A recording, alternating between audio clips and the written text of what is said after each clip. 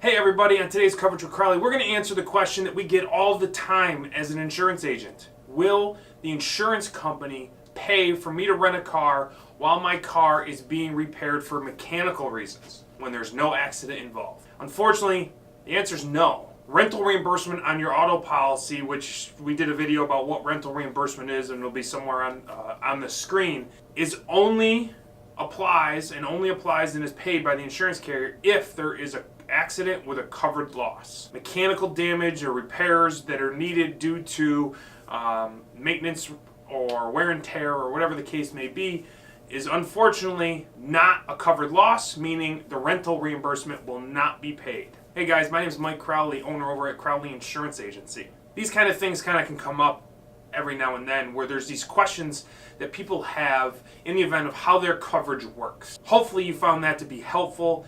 If you have questions like this, reach out to an insurance agent. If you want to reach out to me or anybody on my team, please, our information will be in the description below. Hopefully this helped answer a question that you might have had. And if so, please hit the thumbs up button below.